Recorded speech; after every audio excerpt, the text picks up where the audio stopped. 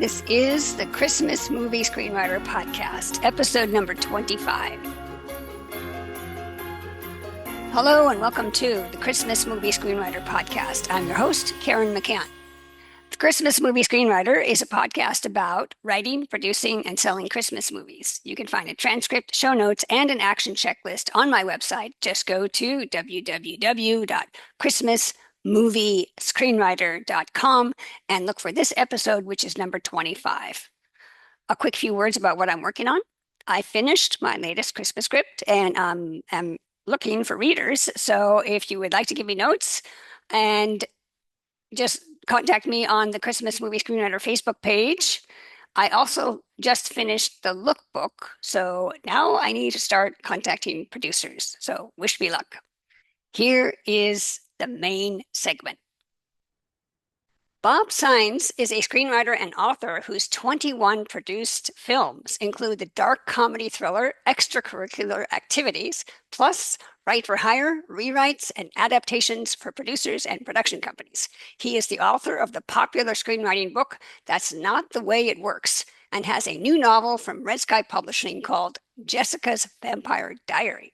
Well, Bob, welcome to the Christmas Movie Screenwriter Podcast today. Yeah, and from that bio, people are probably wondering, why am I on the Christmas movie podcast? Because I've written 10 Christmas movies that have been produced by people like Hallmark, GAC Family, and Lifetime, and now Hulu. I have a Hulu Christmas original coming out in November or December. They don't tell me. I'm just the writer. Great. That's the Operation Mistletoe, right? Operation Mistletoe, great title. I love it. I love it. Yeah. I wish I'd come up with it, but that was the producers. Oh, very smart. Very smart. Now, can you tell us how it all started? What was your journey to breaking into the Christmas Movie Screenwriter Podcast? I didn't even think about Christmas movies, to be honest with you. They weren't even on my radar. And what Ah, happened was I got a manager off of Extracurricular Activities, which is a very dark comedy thriller and probably the anti-Hallmark movie. But he sent it to a producer who produces Hallmark movies, the script. And she read it and liked it enough and liked the way I wrote and liked my writing style and okay. the way I told a story, that she wanted to meet me and talk to me about writing Christmas movies. So I got my first Hallmark Christmas movie job from the anti-Hallmark script. And Wow. my first job was a movie called Help for the Holidays, that ended up starring Summer Glau. It was about an undercover elf Oh, uh, cute. sent by Santa. It's a very funny movie, and I was always really encouraged by the fact that when Summer ever did interviews about the movie, she would always say the only reason I did it was the script, which made me very happy. Wow. And so that ended up being a super successful movie for Hallmark and started me on my journey writing a bunch of Hallmark movies, not just Christmas movies, but I wrote a bunch of romantic comedies for them too. And I've written Christmas movies the last 4 years for GAC Family, which Mm. have been really fun and interesting. And then I wrote one for Lifetime, which was very fun because I got to base it on kind of my Cuban Christmases as a kid with my grandmother. Oh, And oh, then the one I did for Hulu, just now, the new one is very funny. So I'm very happy about being able to do these films, and I think I understand, what they are and what the audience expects, and I try and at times subvert that by making them a little more twisty and more fun. The last one I did for GAC Family last year was called A Dash of Christmas, and everybody seemed to like it a lot because it wasn't about a girl who doesn't like Christmas and then ends up liking it, or a guy who doesn't like Christmas and then ends up liking it. It was about two people who had a great romantic, self-sacrificing for each other gestures during the Christmas season. That is a fun, sweet movie, and I was happy to be able to tell a story that didn't exactly fit the paradigm that everybody kind of expects, but everybody really enjoyed. Well, that is, you sort of answered my second question, which is, well, first, let me apologize. My lights are flickering. I don't know.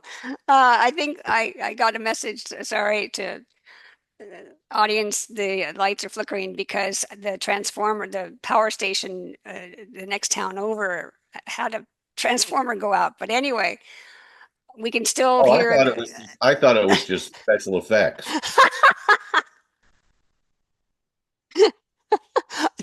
I'll You, fix it next time. you were trying to show off your It's so special funny. effects. It's so You're funny. fine. Fine.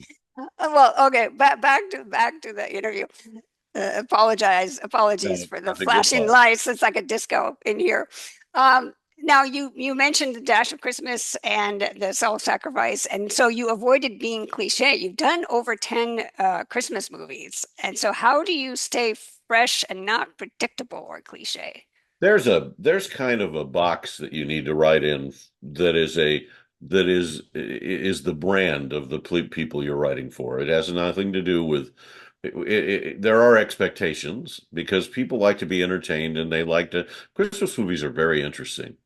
And that the people who watch them while they're wrapping gifts or watch them while they're ironing or watch them while they're doing other things.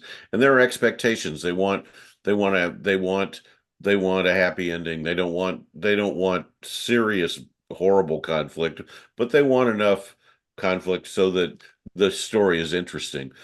So, and I'm you can take that box and you can write around the edges of that box if you are careful about it and work on crafting a layered story that gives the audience their expectations but delivers them in a way that maybe they haven't seen some of it before. And Right. that's what I try and do. That's a lot of the times that I get hired to work on some of these movies is to take some of these things and make them still keep them in the brand of whatever brand that I'm writing for, but keep them fresh. And it's a challenge. It really is, but it's also, it's fun because challenges when you're creatively challenged, you I think you do better work. Are you like pitching a log line or are you pitching an entire spec script? I don't pitch much of anything. I get Oh, hired. okay. There you go. Good on you. I get pitched. I pitch when I do them. I write a script. When I write my own original ones, I Okay. write a script. But a lot of times I'll get a idea that they've gotten, and they'll hire me to take that Okay. idea and make it into something. And I'll the one that I did for Lifetime, which was called the Christmas Yule Blog. No. I was able to take their idea and to ask them, can we set it in New Mexico Oh, instead of in yeah. setting it somewhere where it Right, was right, right. snowing. Can we set it in New Mexico? Can we make it Hispanic? Can we do it kind of based on not my life because I'm too boring for that, but I don't think so. but based on my experiences that I had as a child with my 100% Cuban grandmother who didn't speak anything but Spanish, and that and the things that I learned about how Christmas was celebrated in that culture. And I said, Huh. could I use some of those things? And they went nuts and said, are you kidding? Yeah. Absolutely. And so I was able to take the basic storyline that the producers came up with and take it and again right around the edges of that boxes and make it into something what I hope was clever and funny and interesting and still gave this protagonist woman a chance to see how people celebrated a Christmas in a different way. Well, that's great, and that's good because it is good. A couple of my other guests have said it's good to have your own personal Christmas traditions that will make you a little bit stand out because we can't be you know homogeneous about the same story, and it's so having some uh, personal touches is great. I, Now on I I don't know a writer that doesn't put things that they've Right. experienced in there, which is why I always super encourage writers to go out and live, to go out and Right. have experiences. Right. I have a bucket list that I have had since I was about 13 All and right. that I have crossed things off of over the years that were big experiences that I wanted to have. I'm never going to go to the moon, but it was on there. All Uh, right. but there are things that I've been able to do in my lifetime and still do. I mean, I still Great. get out and do some of the things that I wanted to do so that I have a wealth Right. of things I've seen and wealth of things I've experienced and wealth of people I've met that I can use snippets of Right. to Right. make Right. to base my scripts in a reality Right. that Right. resonates with audiences. Right. Well, you might not be able to go to the moon, but you can go to space camp. I think I'm a little old for space camp. Now, I know you're very established, and so most of your gigs are probably right for hire projects, but I'm going to ask this next question anyway. Yeah, please. How do you, when you finish a script and it's ready to go out, what's the next step? How do you move it towards getting into production, assuming it wasn't a right for hire? That here's I that's a loaded question for somebody like me because I have a there's a list of producers who will read anything I write. Oh, that's great. So that doesn't help anybody who's Hmm. watching this and wanting to break into the business.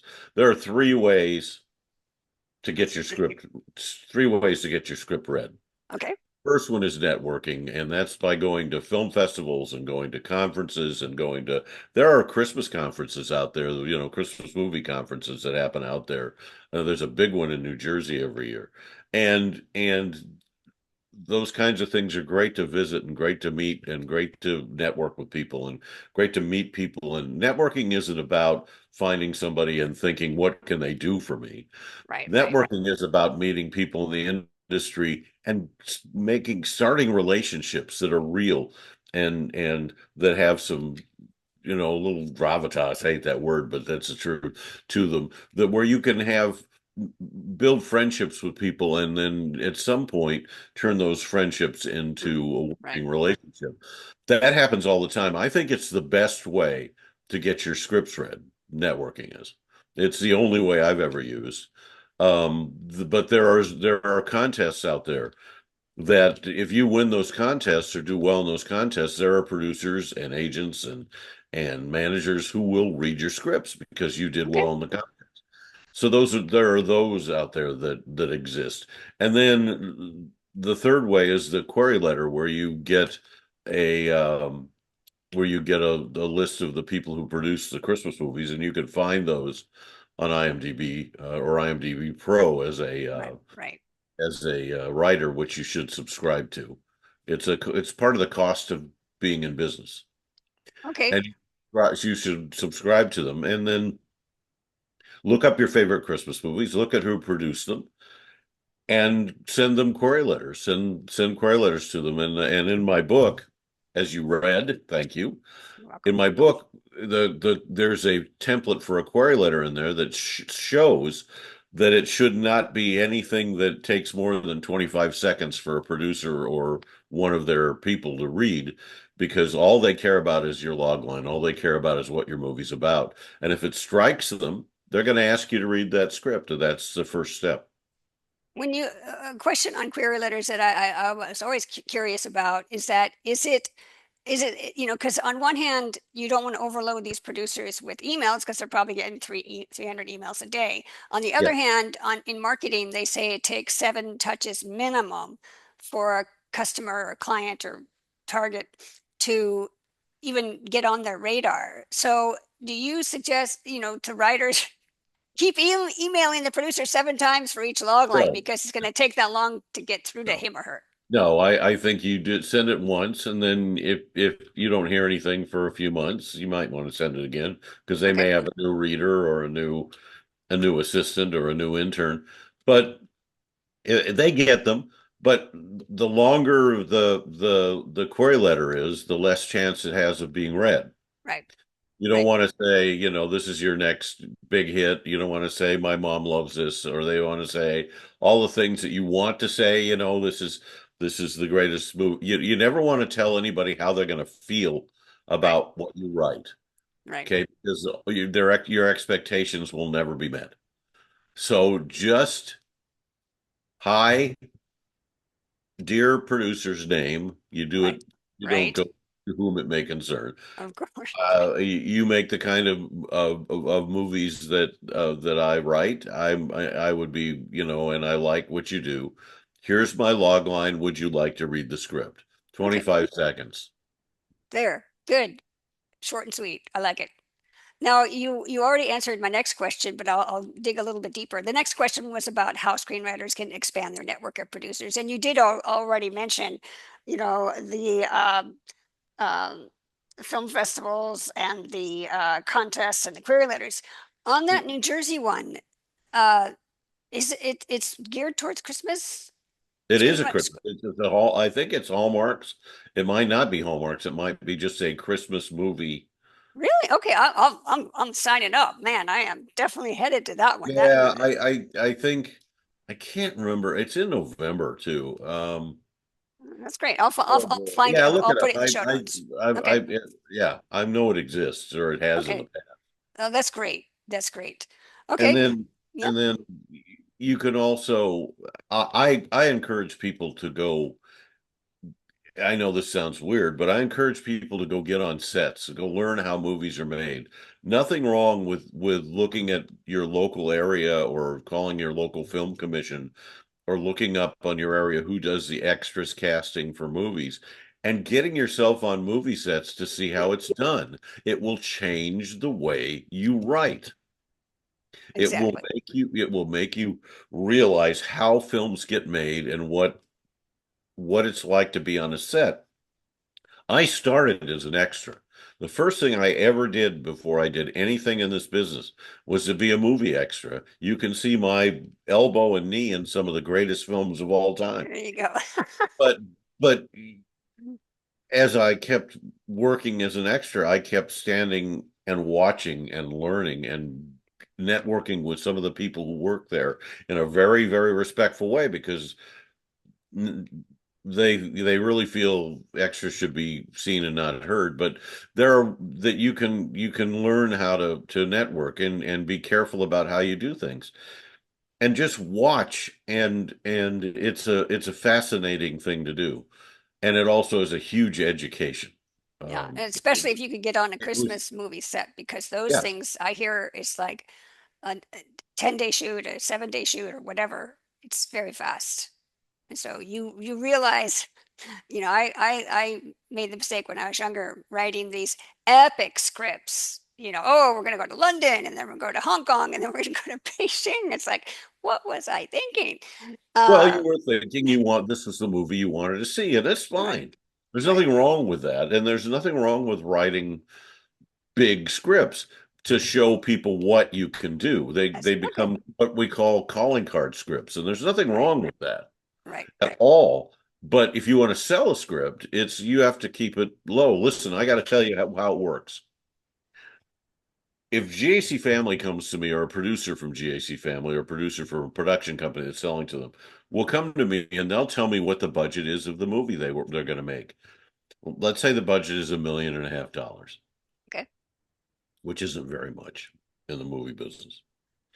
And they're going to tell me they only want maximum of six speaking roles Yikes. and a maximum of 4 to 6 locations.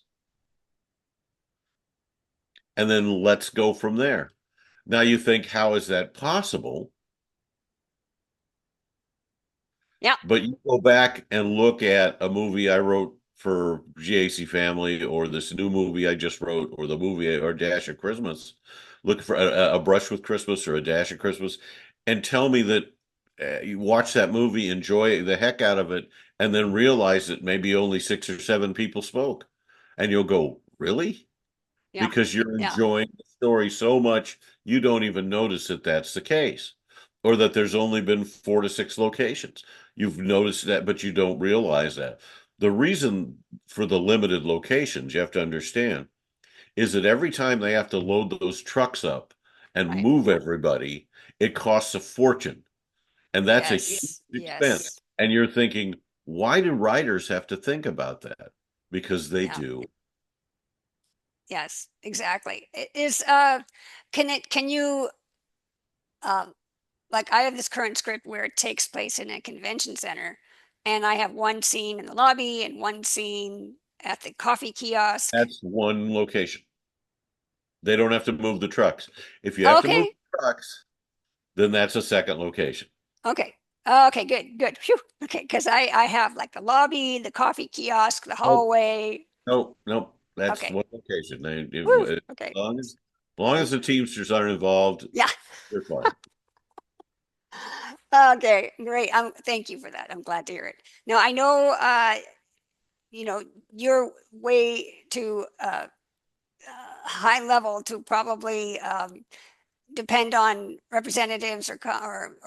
Oh no, I have an agent and a manager.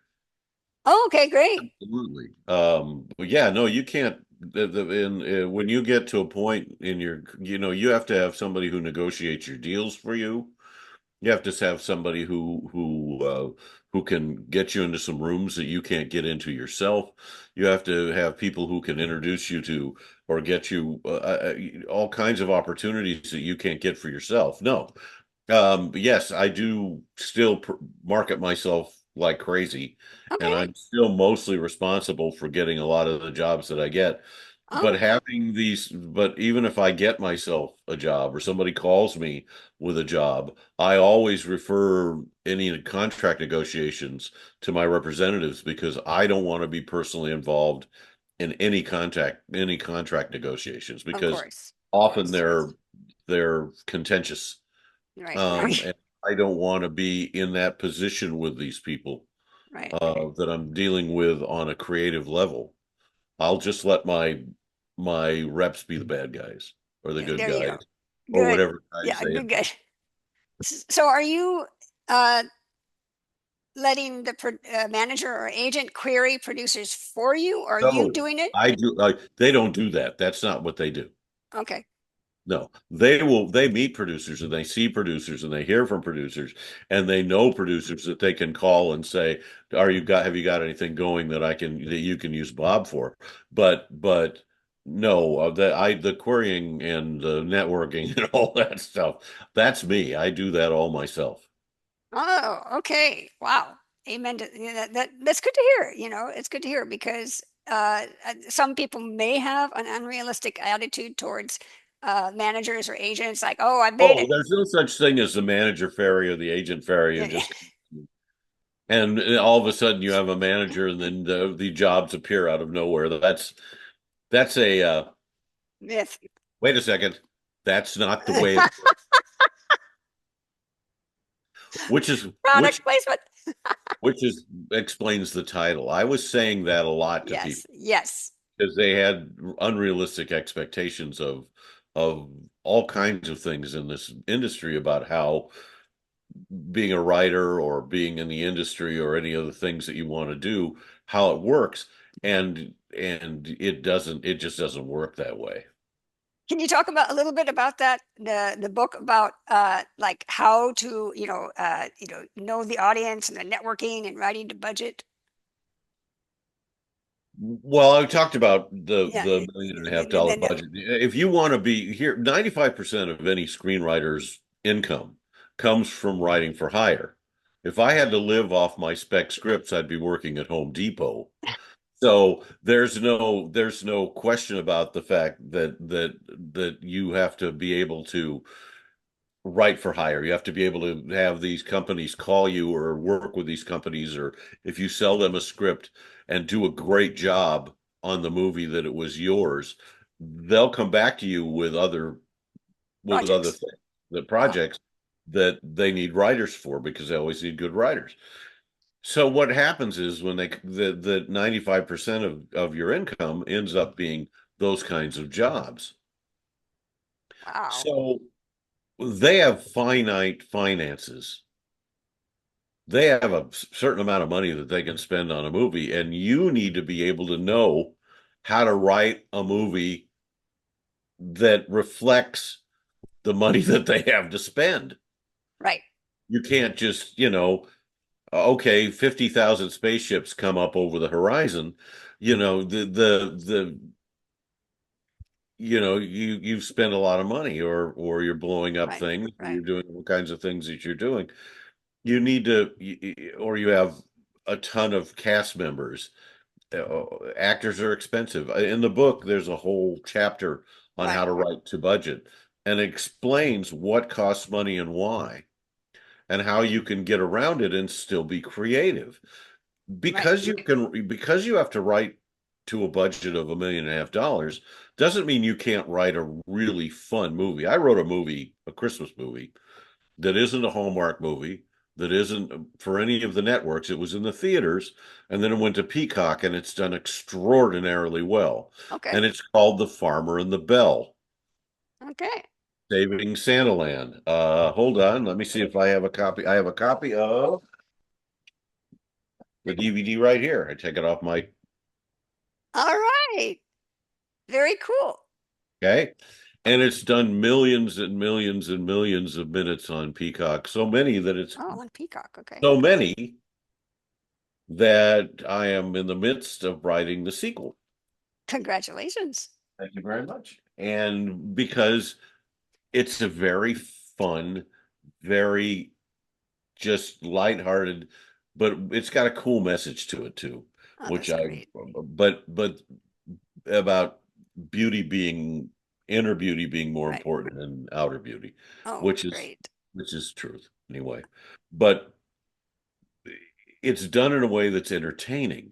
Right, It's done in a way that makes people want to see the story, and the fact that there's something cool that comes along with the story is as part of the story is great. But the whole point of it is you want to entertain people. You want people watch, especially Christmas movies. They watch them to escape. right, They watch right, them to be entertained. They watch them because they're comfortable. right, They're familiar. And people like that when they have a tough day-to-day life. right, right. It, let me And just, they serve a great purpose. And there are a lot of people who put down Christmas movies, yeah, because they're not art. And they're as much art as any other film that's ever been out there. yeah, As they uh, think about this. Think about this. You have to write something that satisfies a ton and I'm talking millions of viewers, satisfies their need for that kind of movie. right, Do you know how hard it is to do that on over a period of time and yeah, still make it satisfying? yeah, So, so that of course there's a certain amount of art to it, but it's also commerce. right. It's show business. Well, speaking, and let me just backtrack to something you said. You said sometimes the producer will come to you and say, "We want a script with 6 speaking roles." Does that include the under fives? Yes, Wow, so total six. it includes people who say one word. So when you see people running around the corner and they go, which way did they go? And the person just points, that's because that person is an extra and doesn't have to be paid extra for saying Yeah. whatever they say. Well, that takes a lot of creativity It to takes to do well, that. it doesn't just take creativity. It takes being able to it takes craft. Yes, It yes, takes craft to be able to take a movie and have people watch it and not realize that those were the only people that spoke because they were so entertained and so right, enjoying and so interwoven right, with right. the story that they it didn't even occur to them that there were less people talking. Is sorry to beat the dead horse, but I'm just curious. Some producers have said max 12 speaking roles. Some have said 6. Is it hard and fast 6, or what do you think? Here, if you got a job, you ask. Yeah, Nowadays, I would stay 6 to 8 right Okay. now because there isn't any more money than that. Yeah. Yeah. Well, we were talking before we started recording. Let's talk about the market. What do you think of the Christmas market right now, and what do you think it, It's its future shrinking. is? It's shrinking because it's contracting because the whole industry is contracting. They realized, Netflix and everybody else realized that they were offering too much new material and confusing the viewer by having too much choice and also watering down the word new. Right. Okay. Right. You've got 60 new things, and is it really new? So, Right. Hallmark is making half the movies they made last year. Okay. Uh, most of the other places are making less, but it doesn't mean that the quality is not. They're trying to improve the quality and making the premieres of these more special. Exactly. Well, that is good to know. Um, do you think the market will continue to contract? I know this is no I don't think crystal ball, but it'll contract any more than it already has, because I hope okay. not. Yeah. Right. But it's contracted a whole lot in the last Okay. year. I mean, a lot, like 60% less Wow. the last year. Okay. I no, I think it'll stay like this for a while. Yes, I Okay. think that there'll be less being made. Yes. Okay. All right. Well, that feeds into my next question, which is getting a movie made can be stressful. How do you maintain a work-life balance, and do you have any hobbies? Well, getting a movie made is a miracle. Yeah. Okay. Yes. Okay. Getting any movie made is a miracle because of all the working parts. Right. So if one thing goes wrong, it can all fall apart. So it all Right. it's a really amazing process. Getting a good movie made is a second miracle. Okay. So most good movies are two miracle movies. Wow. Okay. So I'm I just you ask about the movie. If you're just the writer, when you finish writing, whether you're the first writer or the third writer or the fifth writer, you're done. You Yes. don't you don't worry about it anymore. You let them get it done. My latest one for Hulu, they called me halfway through it getting shot and said, "Oh, by the way, the movie's getting made. We forgot to tell you." So when you're the writer and you're not on set, listen. I've been the fifth writer of five writers on movies. I've been the first writer. I've been the third writer out of four. I've been it's just they have a budget for writers, Right. and they're if they have and you get a director who gets hired and they have their favorite writer that they want to come in and do a polish on it, you're out and their favorite writer is in. And Okay. you have to be able to understand how that all works. It's not personal. It's just they want what they want on the page, and if they don't think you can do what they finally want on the page, then they'll hire another writer. I get hired all the time to replace writers. Okay. So how do you manage that work-life balance? Do you have any hobbies? I play golf. There you go. I Good. travel with my wife a lot. We Cool. do a lot of things. I do a lot of things at church Uh, with my church That's family, great. That's great. I have I'm a very big believer in having life. Listen, faith, family, work Oh, I in, like that. in that order. That is great.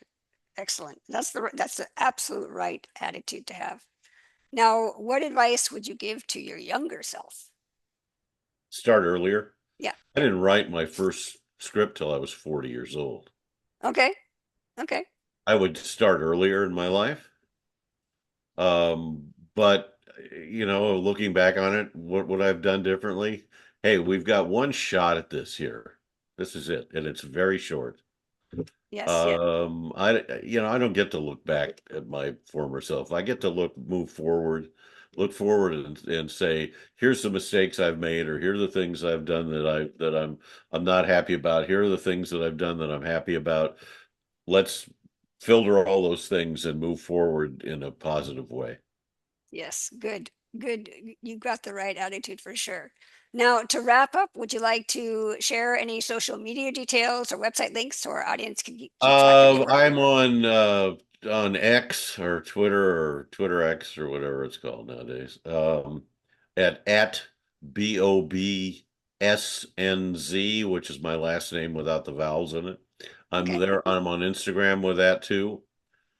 I'm on Facebook at just my name, Bob Saenz, but it's boring because it's just here's a picture of my fruit trees and and mostly the things I do for I'm on a couple of screenwriting boards on Facebook, but I do a lot of on the screenwriting Twitter. I'm pretty active.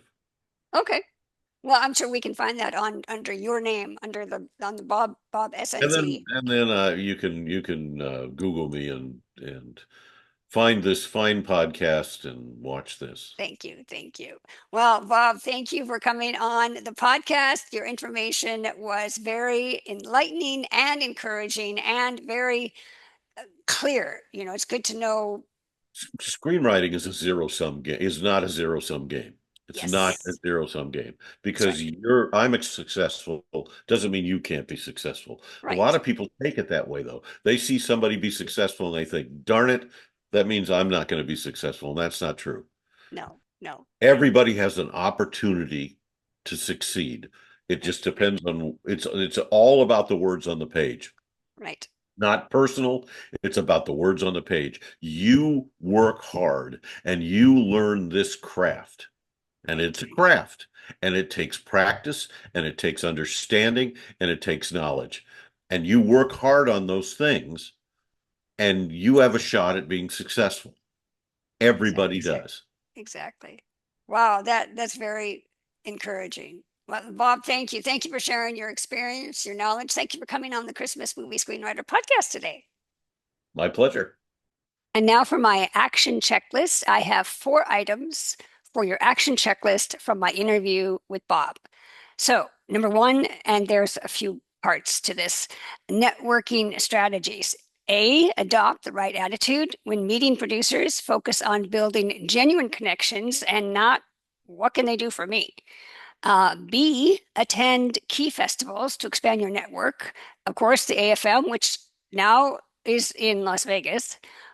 Christmas Con, which I didn't know about until today, thanks to Bob. It's not really a film market. These are all festivals, not markets. It's great for Q&A panels. It's more for fans and stars to interact, but you might meet some industry insiders and can network that way. The second one is the Whistler Film Festival. Um, it's got a few contests like pitching and screenwriting labs, which are more open to Canadian producers and writers, but it is something that might be something for you to consider.